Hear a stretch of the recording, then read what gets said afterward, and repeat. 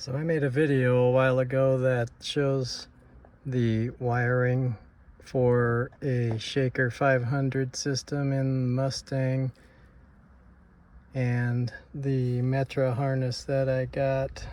This piece is the big plug, and then this is the amplifier plug, and those are right here. Here's the factory radio plug, and then this is the amplifier plug.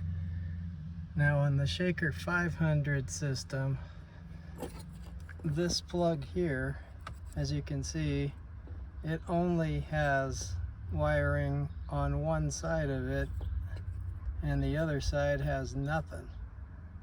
So on the Shaker 1000, both of these are used. One goes to the front amps, that's these here, and then these other holes would be filled, and those go to the back amp in the trunk and subwoofers back there. So looking at this plug and then looking at the Metra harness that they give, the Metra harness has wiring on both ends of this plug. Well, only one of, if you plug this into there, only one side of the wires is used.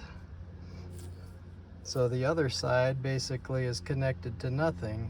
And basically that's why I taped this one up. The white one here is going to the pins that correspond to these. And you might be able to see the pin numbers here. I believe it's 1 through 4 are the ones that are used on the Shaker 500s.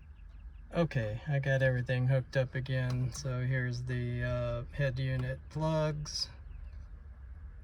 And then here is the Metra harness that goes to the amplifiers, where I have the white plug going into the output channel since I do not have a subwoofer out. And then the subwoofer out, or audio out, goes into this plug, and the white one goes to the top row, and the top row is the one that goes to the stock amplifiers in a Shaker 500 system. The bottom has nothing in a Shaker 500 system, so the red connection here is basically connected to nothing because there's no wires coming out here. And then we've got the large factory plug, and then there's one more plug if you have your stock Shaker 500, you'll have this plug too. So there's 3 plugs, but on an aftermarket you probably won't even use this and leave it disconnected.